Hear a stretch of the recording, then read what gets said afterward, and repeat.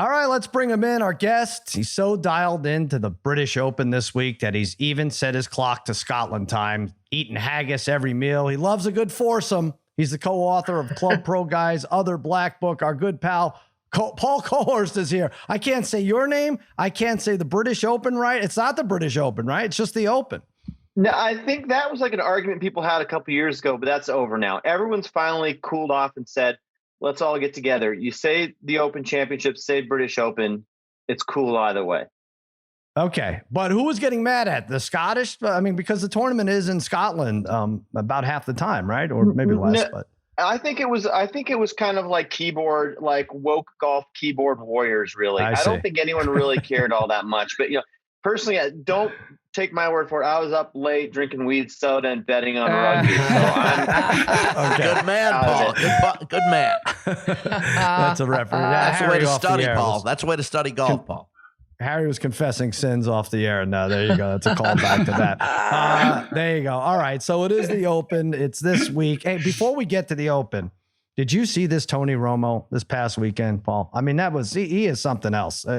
Parlay Kid and I, we adore him, obviously, as the quarterback of the Cowboys, former quarterback. We think he's one of the top athletes we've ever seen. If you put his basketball skills and his football skills and now his great golfing skills. What I want to ask you, though, is Jack Nicklaus said supposedly that Marty Fish was the greatest non-pro golfer he's ever seen.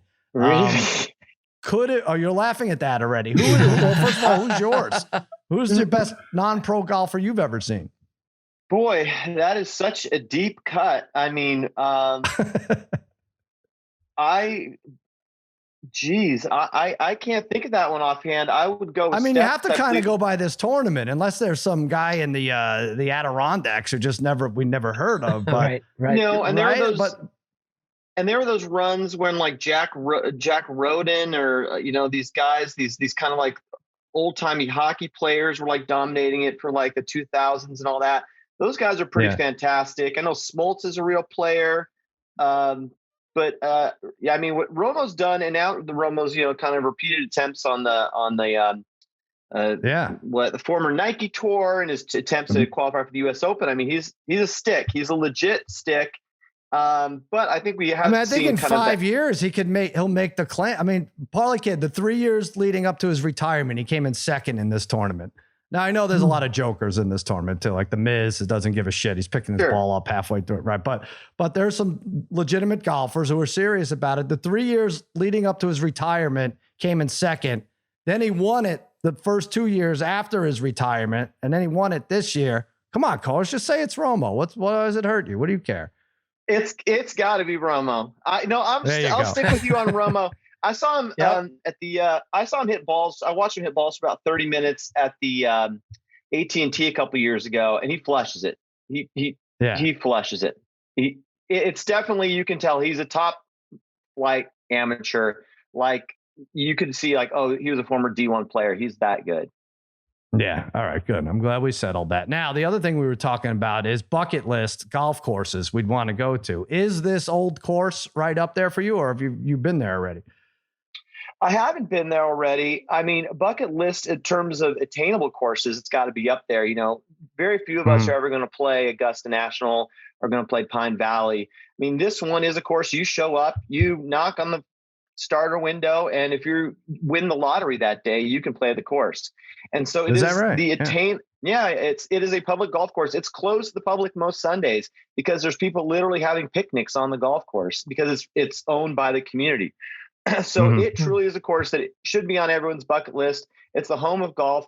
It has so much. What happened on that course, everything from agronomy to course design, has literally trickled throughout golf history. So it really is a place to you go there and pay homage to the start of the game and what it's become, because you can find so many of its roots go directly back to the old course.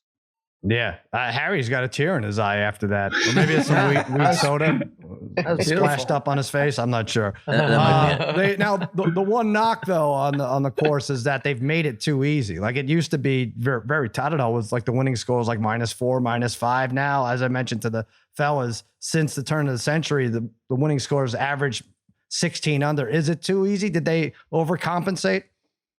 Well, I think the course has demanding, will be demanding a certain way. It causes you have to really pick a route. You really have to take certain bunkers into play. Like, how am I going to attack this bunker? I can't ignore it. If you ignore it, you'll wind up in it. Those bunkers there, you're penalized for it.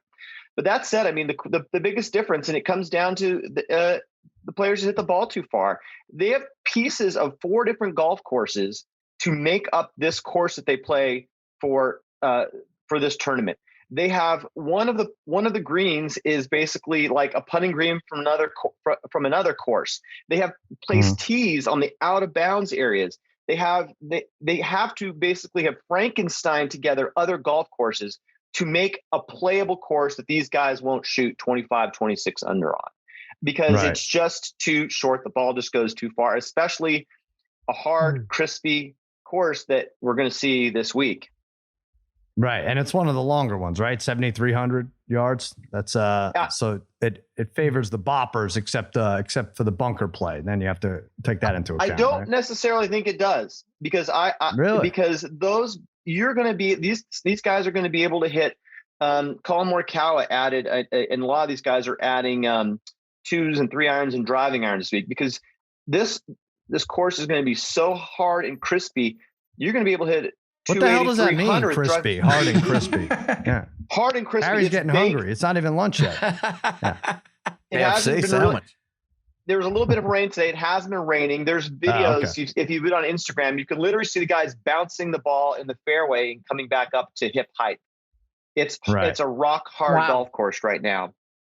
Interesting. All right. Yeah. So let's get to the odds, because that's what's important here. Rory is the favorite at 10-1. Xander Schauffele 14-1, won the Scottish Open a few days ago. Jordan Spieth 15-1. Rahm Scheffler 16-1, and Tiger, because we have to mention it, 65-1. Let's get this out of the way. He's not winning it, Paul. So you could bet him to make the cut or whatever you want, but and he won in 2000, 2005. But is there a Tiger bet worth taking other than to not make the cut? Well, I say put $5 on it, and if he wins, you can buy yourself a nice $320 bottle of scotch just for the heck of it. Okay. If you really want to bet Tiger, I've been playing the Thursday round 1 plays a lot, and he's playing with Fitzpatrick, who was overheard yesterday complaining about how bad his lag putting was on the putting green, and he's playing with Homa, who openly worships Tiger, and we know how difficult it is to play with Tiger, and it's going to be insanity out there. So I could see a situation where Homa and Fitzpatrick are overwhelmed. Tiger's purely on adrenaline, and he beats them in the first round. It's plus 290 on Tiger in the first round. But I really can't find too many bets out there that I feel are good long-term wealth management investments. I think more like, boy, that would be nice to win that one, but money you won't see back. There you go. That's good. I'm glad you broke it down like that. Manage expectations. All right, so let's get to your pick. I don't know if we want to call this a favorite, but who's your pick to win? Let's start off, and we'll get from all the fellas. Well, I'm going to start out with Cam Smith, just because I like the odds the best. All those guys at the top, you can make a pretty good case for them based on performance of the courses, form going in, how they've looked throughout the year. But I like Cam Smith just because the price is really good. It's 22-1. He had a great performance at Augusta, and there's a really nice correlation between solid play at Augusta with performance at the U.S. at the Open Championship when played at St. Andrews. So there's a really nice correlation there. He made a ton of birdies that event. I think the one thing that a guy is going to have to do to win this event is you have to make a ton of birdies, and he just has the second most birdies on tour. He made 24 birdies at Augusta. He's a great chipper. He's one of the world's best putters. He could have won the PGA Championship this year if he putted well. It's kind of off the radar how poorly he putted for a characteristically great putter. And he could have won that event. So I think he's going to make a ton of birdies. His driving can be a little bit suspect, and he will hit some of those, maybe some gorse, maybe hit some of those pot bunkers. But I think he's going to make enough birdies to make up for all those chip outs he'll have to do. And I think that price is great. That he's, I think, the 9th favorite, the 10th favorite at 22-1. I would personally have him in the top 3 or 4 favorites. So I think the price is better than any other of the top guys. I don't know if he's top 3 or 4 cams, to be honest with you. We talked about that. Can you bet the world's greatest cam golfer? But all right, okay, we'll keep that in mind. Why is the best cam? I know they should have next it already. year. Yeah, come on, FanDuel, get your shit together. All right, we lost Harry, which is good. Parlay Kid, you've been good at this. Now let me remind you, Koki, you're supposed to be the expert here. These 3 guys, Harry's no longer with us, like I said, but they had the top 3 for the U.S. Open, right? Dare, you had Fitzpatrick. Bri, you had Zalatoris. Yep. Is that right? And Harry had, who the hell was it? Scheffler. I can't. Scheffler. Right. That was 1, 2, and 3. That's crazy. I had Lowry. That was terrible. Watch him win this. But go ahead, Parlay Kid. You've had the most luck Paul, with this. I got great news for you. I got great news for Paul. Guess who I'm riding with? Yeah. Cam Smith. Which means there's a very good chance he's winning. I've hit so many winners over the last year. And you said it all. Everything Paul said. Look, Cam Smith's a great value here at 22-1. This whole crispy course thing though worries me a little bit. I think for any golfer, I'm guessing. Yeah. I know he's pretty good at the scrambles and stuff like that. Cam Smith, look, he's played pretty good golf. He won money for me last week. I had him to finish in the top 20, so he didn't win much, but he finished strong in the Scottish Open last week. So I'm thinking that carries over. And look, he's one of the top golfers. What is he? I forget what his standings are right now, but he's a top 10 ranked golfer. So 22-1 for a guy that is going to probably translates to playing well in this course. Let's ride with him, Paul. No doubt. I don't know. I didn't know the Augusta thing. That's interesting. That's the course you look to. Usually you look to other European courses, right? And like, oh, Scottish and this, but that's a real thing, or you made that up? That is a real thing. And I think I'm not exactly off the top of my head. I believe 9 of the last 10 Open Championship winners had a top 3 finish at Augusta. Wow. So that was the core. Nice. All right. That you made up. That's a great stat. Right. That's a great stat. That's a great stat. That's awesome. All right. Yeah. I could say anything too. I'll add one more. I like Cam as the top rest of the world player, plus 550 on FanDuel. He's got to beat Neiman, Matsuyama, Louis, who's not playing well. I mean, I like that. I like that play a lot as well. All right. Now, Brother Bri, just do it. You like Cam Smith? Oh, well, I liked him in prior tournaments. Yeah. And like Paul was saying, he did a poor job putting that one time that cost me. I gave him out, I think, the first time Paul was on. But yeah, I'm going with Jordan Spieth at 15-1. I was actually hoping you could get him. Typically in these tournaments, at one point you can get him for like 18-1. I know he's one of the favorites, but he is one of the best links players. He has 4 top 10 finishes at the Open. He's never in the last 8 seasons. He's never finished worse than 36. He finished second last year at the Open. He won it in 2017. And the thing was, like Parlay Kid was saying with Cam Smith, last week he had a chance of winning the Scottish Open until he fell apart and on those few holes on Sunday. So he had been, he's been playing well leading up to this. So his style plays well. So I just liked him at 15-1. I was hoping for better odds, but I'll take it. All right, Harry, bring it home. Yep, I'm going to do Louis Oosthuizen at 40-1. You can't get better than what he's done in his 2 British Opens at St. Andrews. A win and a playoff loss. He's ranked top 10 in fairways hit, greens and regulation. His game is perfect for the old course. Last year in the Open, he finished 3rd at St. George's. He played in the Live Tour a couple of weeks ago in Portland for a tune-up of play, and he finished 5th there, so he played well there.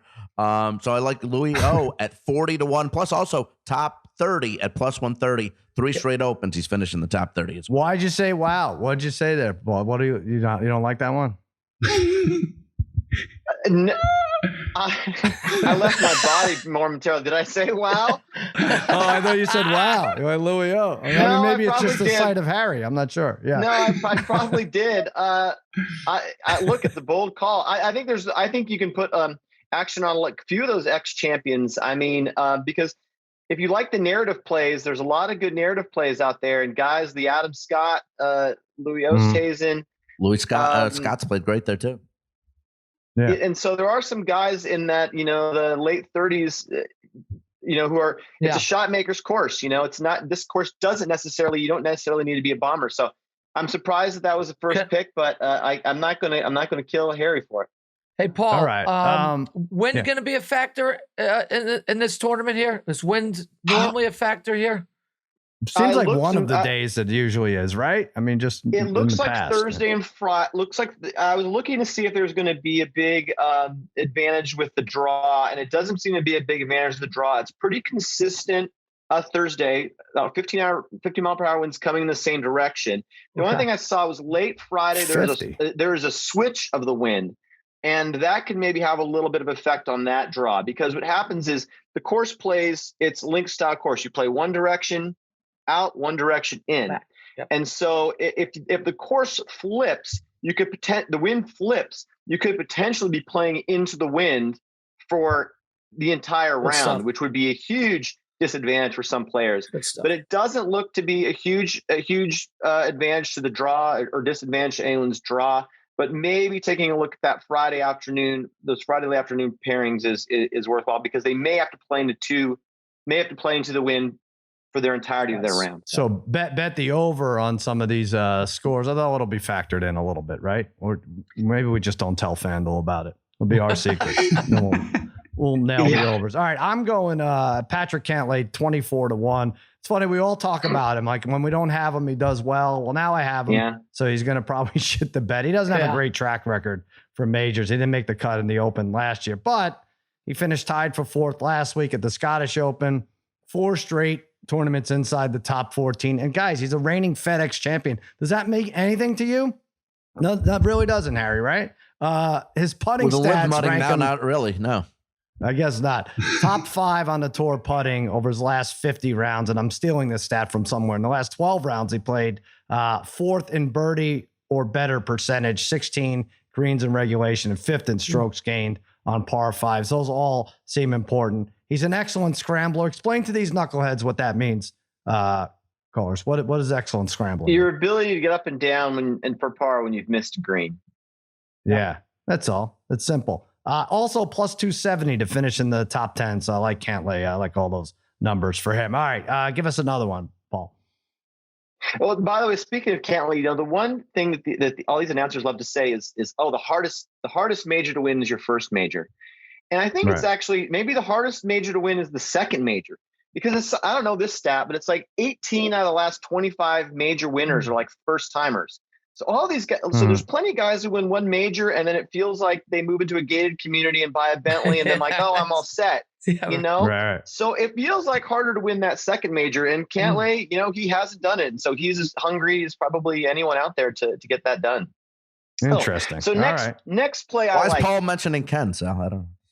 I don't know. He just he shit on my bed and he shit on our friend Ken with the Bentley. I'm not sure. Okay, go ahead. What else do you like, Paul? So this play really stood out to me. Hao Tong Lee, as per top Asian player, he's had really good form at the course. He's 25 under in his 6 rounds of the old course in the Dunhill Championship. He recently won the Euro Tour. He's played really well in the majors. He finished 3rd in the Open Championship in 2017. And he's made cuts in all 4 of the majors over the last few years. He's plus 650 for top Asian player, and his form has been excellent. He loves that course. I think that's a really great price. He's also plus 10,000 to win. I really like him as a long shot, all right, because he really is a horse for that course. And I think a lot of the top player I'd really worry about there is Hideki Matsuyama, and his putting is so questionable.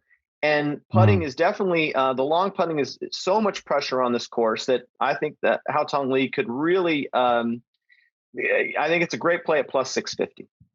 Harry, you made a note. You definitely grunted or something. I know you've had your Harry has a history with. I just have a little history history with Hao Tong Lee. When me and the brothers went to the PGA Championship, how many years ago, D? What was that? 3 years ago? 4. 4 years ago. Yeah. Paul, me and Ken went there with I was there with Ken and one the guys one day to the Beth golf Page. and Bethpage and he was staying at where Ken and I were staying, so I happened to see him walk by me, and then just for shits and giggles, I started pranking his. and he goes around with his mother. He goes around to his mother's with him, and his mother answered the phone and put him on the phone and whatever. Why did you pick him? Was he the only one at the hotel? He knew which room he was in. Harry knew which room he was in, so they made it easy. Yeah. Oh, I Do you see. know what hotel he's When staying in this week, Harry? Yeah, really. Stay away. We have money on him I'm this week, changing my Harry. pick. We stayed at the best possible Hilton in Long Island that week. Still a dump. All right, Harry. Go ahead, jump in there. What's your long shot? Or you have a prop, or what do you got? I have a prop first. I got a prop, and I'm going to go one of my arch rivals here, arch nemesis. I'm going to take Sergio Garcia. At plus. It's your arch rival. He has no idea who the hell you are. In terms of betting, he usually doesn't come through for me. But Paul, I'm going to take Garcia top 40 at plus 150. Since 2013, Sergio has made the cut in the Open every year except 2018. Finished 19th at St. George's last year. Also since 2013, he has finished inside the top 40, 8 of 10 Opens, and that includes finishing 6th at St. Andrews in 2015. And in fact, the 42-year-old Garcia has played in 4 total Opens at St. Andrews and has finished in the top 40 in all 4, finishing 5th, 6th, 14th, and 36th 22 years ago. Sergio, do not let me down this week, dude. Oh, I hate Sergio. Yeah. Yeah, I know. I do too. I do in too. general, but numbers do not lie. Numbers don't lie. I hate him too. Yep. Now, Paul, you're going to bet top Spaniard, right? Somewhere in there? Didn't you tell me you wanted to do that? I'm actually going to bet top. I actually was fading Sergio. I mean, he was so upset at the Live Tour that he wanted to change his team name from the Fireballs to something else. Like this guy's worrying about that. I think he is what I was talking about earlier. Full in the gated community, does not give an F anymore. Top Spanish player. Rom is minus 150 over Sergio and Adri Arnaus. Yeah. Arnaus has been playing poorly. I mean, to me, that I love. It's a little bit of a high price to pay, but I think that's a no-brainer. I mean, Sergio, I do think is gone. So that's your bet. That's your bet. Yeah, no, I love top Span. Well, it's top Spaniard. FanDuel has it as top Spanish player. I like the word Spaniard. But no, I've bet Rom at like minus 180 for this. And when Serge goes away, he's probably going to be minus 220, right? Like when these teams and some of these majors that do away with the live golfers for sure. All right, so that's Harry's rival, and he's betting him. So keep track of that. Brian, what do you have for a prop? Yeah, I'm going Xander over Justin Thomas at minus 122. I thought Xander would actually be a bigger favorite here because the odds probably don't make sense, right? Because Xander's 14-1 to win, JT's 22-1 to win. Yet this matchup is kind of a pick 'em here. And Xander just couldn't be playing better, right? Back-to-back wins, 7 straight top 20 finishes, 4 top 5s in that span with 3 wins. JT had been playing pretty well, but he was awful last week, right? Going 10 over. He withdrew from the Travelers because of his back. They're still saying his back might be bothering him. So that can't be a good sign. I mean, obviously, normally you wouldn't get 22-1 for JT. It's normally, maybe like 12-1 here. But I just, the way Xander's playing right now, I think he should be a bigger favorite over Justin Thomas in this.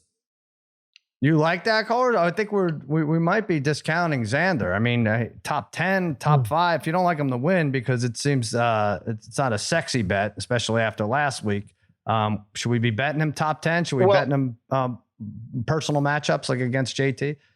Well, he hasn't only won 2 in a row. He's kind of won 3 in a row. In between the last 2 wins, he won this JP McManus 2-day Pro-Am. I mean, he is so on fire. Xander is so on fire. It's incredible. And the thing is, his form reminds me of what we had with Scheffler earlier this year, where people were hesitant to bet Scheffler going into the Masters. Because like, oh my gosh, this guy won his last event. He's won like 2 weeks before that. Can you win that many times in a row? And we have a recent study to say that these young guys, like, yeah, they can win that many weeks in a row. So I love Xander. I love Xander in each way's bet, if you can play that way. So top 5 and a win. But I think Xander's a great play. I would like to have him. I think the price is fair to win, but I like that play. And I was also fading JT a little bit.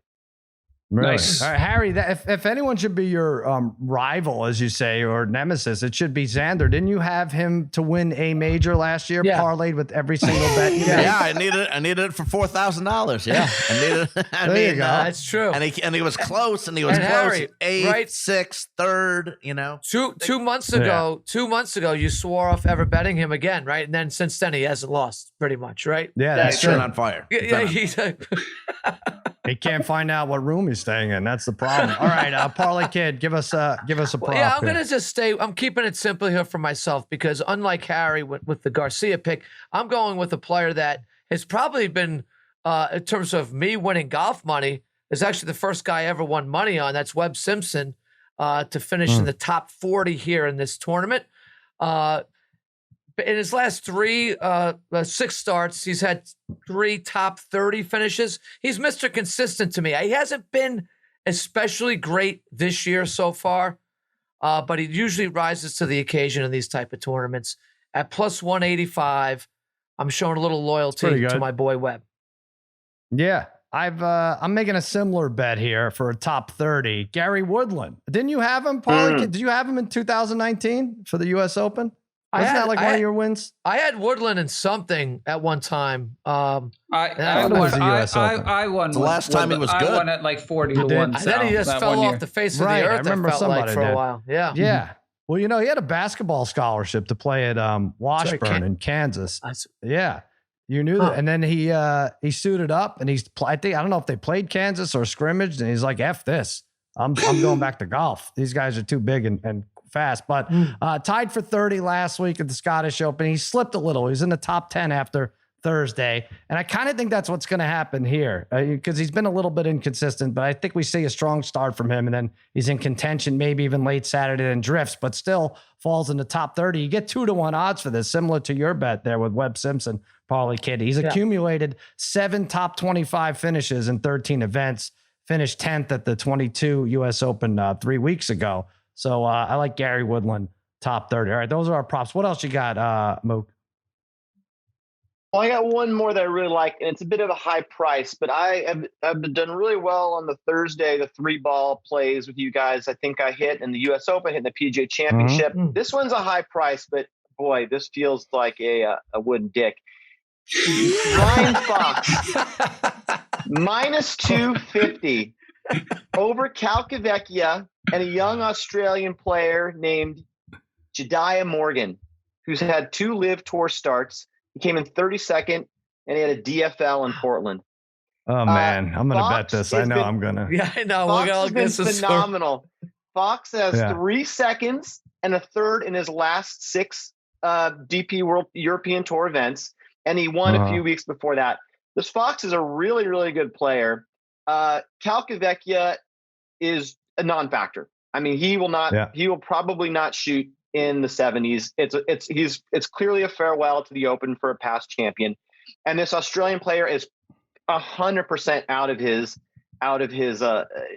element in this venue. He won once in the Australasian Tour, and somehow maybe he's handsome. I don't know how he has a good Q score, somehow got invited onto the Live Tour. Right. But I love this play. It's a big price to pay, but I think it's I like this. Interesting. Play. All right. That's the Wood Dick bet of the week. We need to get that sponsored, I think. Yeah. Shit, I really like that. Go ahead, Harry. You like Fox? No, he's been good too. But I got another one. I got a long shot here for Paul. See if he likes it. How about the best Polish player in the world, Paul? Adrian Marok. A lot of people, not a very popular guy, but plays mostly on the European Tour. He did win 2 weeks ago at the Irish Open, all 4 rounds in the 60s. Last 13 tournaments, 7 top 10s. You can get him top 20 at 5-1, top 40 at 2-1. All right. He has. No response. He's been in good form, and he's been in good form, and I like that play. The fun thing about this tournament, and I love this tournament, and I already did my little bit praising the golf course.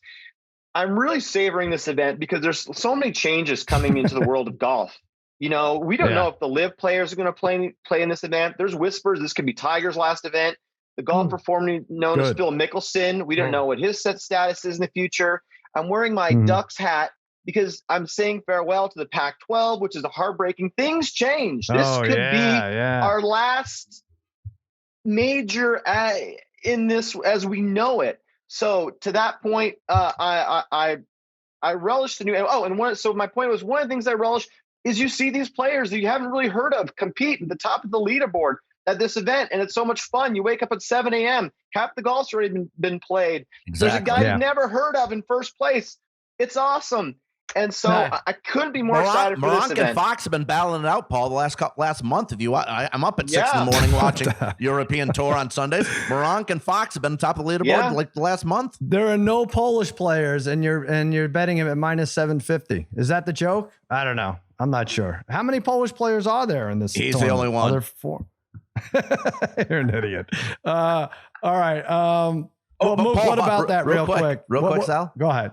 By the way, Paul, aside from the Open, the Barracuda, I'm going to give you 3 names. The Barracuda is in Tahoe. I'm going to give you 3 names. I'm going to go Nick Hardy at 20-1, Hurley Long 37-1, Doc Redman 60-1. Wide open tournament. I like Redman. You don't have to respond. Don't respond. I got one to that. question for Paul. Then this will be a much better question than what happened. Paul, Good luck. I already put this parlay in. I'm going to read you the names. It's a 2 make the cut parlay. Please tell me which guy will not make the cut out of these 5. Fitzpatrick, Scheffler, Lowry, Thomas, McIlroy.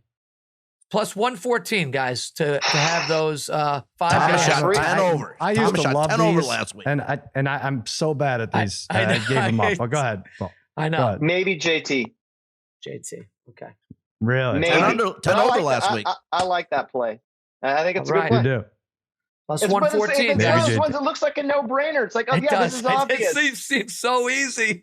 Yeah. I'm going to bet Alabama. What is the cut for this? Alabama, Notre Dame, USC to win this week, and then right. And maybe not USC, Oregon. Well, tell me about Oregon. First of all, it's top 60, including ties, right, for U.S. Open? Is that what the cut is? That's a great. That's what it is. Yeah, I think that's. I'm reading it here. Right. I don't know. Who knows? You got to trust Wikipedia on this shit. What about Oregon? Was this I've talked to people like the Matt Leinerts of the world.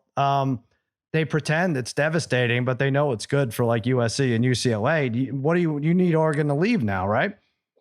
Well, you do. And Oregon, Oregon has a lot of appeal to any conference that wants it. I mean, just the Phil Knight Nike money, having Uncle Phil and the team on board would be pretty desirable from almost any conference. But all this stuff feels like a temporary solution. Yeah. We're in this weird, awkward phase. Something else is going to be worked out in the next 5 years or so. I think the entire landscape of college football and how it's structured will totally change. It's just going to be in this weird phase for a while until something maybe more permanent, because it's not sustainable to have these teams like Rutgers playing USC, and yuck. Well, what you have no excuse though. I mean, you have to run the table this year. I mean, you might not be good enough to get a playoff berth, but you have to go 0, 11-0, 12-0, whatever it is. When it works out, because it doesn't happen until, I don't think it happens this season. So it's not until that's next true. season. It's next year, right? Yeah. It's next year, right? So, but anyway, Utah's actually the one that's giving you trouble. Anyway, yeah. They have, but we've also had some success against Utah. But the Ducks are, the Ducks don't rebuild; they just reload. There you go. All right. Before we say goodbye to Paul, what did you have a question for him, Babyface? I know you did. Oh yeah, just one more question. Paul's such an expert, so I was curious, what he thinks is more fried, the St. Andrews course or Harry right now? Oh my Lord. It's a really good question. I go plus 125 Harry. Boy, Joe lately's turning into Jim Cunningham against me. Gee. I like that. He goes after you. By the way, I just realized why the Dutch Mook won't pull the trigger on Romo being the best non-pro golfer, because he wants to say his boy Steph Curry is, and it's just not the case. Bullshit. Maybe the best dancer on the course, but no, he's not even top 100, I don't think. Well, Alfonso Ribeiro is the best celebrity dancer, apparently. He just goes and does that flipping Carlton dance. Like, really? People still want to see that? But, yes. I do. Yeah, but guy hasn't aged in 30 years. Guy doesn't age either. I will say Steph, Steph did play in one of the matches, those made for TV suck. events, and did not play well. And so I think Steph does have the gauntlet is definitely in Romo's possession, and Steph would need to win it back. Yeah. You think Carson, both know Carson Daly, if he had stuck with it, he could have been right up there. Actually, he did win a tournament, right? Didn't he win one 2 years ago? He won arguably probably the bigger Pro-Am, which is the AT&T Pebble Beach Pro-Am. He did win that. Yes. Yeah. I caddied for him 1 year in that. I caddied for him 1 year in that. We got really bad weather, and Baby Doll, well, that's a Baby Doll story. Well, I'm a former Pebble Beach caddy. I caddied there for years. I actually know the golf course really well. I can tell you where to hit. I can read the greens there. I know that course like the back of my hand. So I caddy for him. So then Baby Doll finds out we're doing football at Jimmy's one day, and Baby Doll finds out. You're like Carson, you let the kid caddy for you. Like, why don't you let me do it? So the next year, Baby Doll's in his ear for the whole year saying, "Let me caddy for you." So Baby Doll convinces him to let him caddy. Apparently he had to drag him around the course for 3 freaking days. And it was such a disaster that I got lumped cigarette butts everywhere. Yeah. Yes. Ashing on the 18th green. I got lumped into the whole people I know can't caddy for me. And since then he's gone with the local caddy. I think he actually maybe had a couple other friends do it, but it kind of became, well, if you let this guy buddy do it, this buddy do it. And so unfortunately, my gravy train. Isn't ashing on 18 tradition, Paul? Some courses, yes. What do you get? It's fine. What do you make for caddying at Pebble Beach? When I did it, so I left for Hollywood in the late 90s, but it was about for 2 bags, you'd carry 2 bags for 18 holes. You would make about $150, so about $75 a bag. Now it's insane. I think those guys are making somewhere in the range of $250 a bag, so $500 for 5 hours for 5 hours work. Would Harry be able to make it 18 holes with 2 bags? Definitely not. Pebble Beach, no, but some courses, Pebble Beach would be. That would be. Is that 500? Is that 500 without tip? Miniature golf courses. That would be the whole kit and caboodle, pretty much. I love it. All right. Well, there you go. We've really talked about all of it, and I'll get your bets offline unless you want to give them now. I'm going to give you $200 in free bets, like I did. I don't know what happened last year. You won it. Go ahead. I'll make you a deal. You said 200. Let's go together. We'll go 250 on the Ryan Fox over Calcavecchia and Jedi Morgan. How's that sound? All right.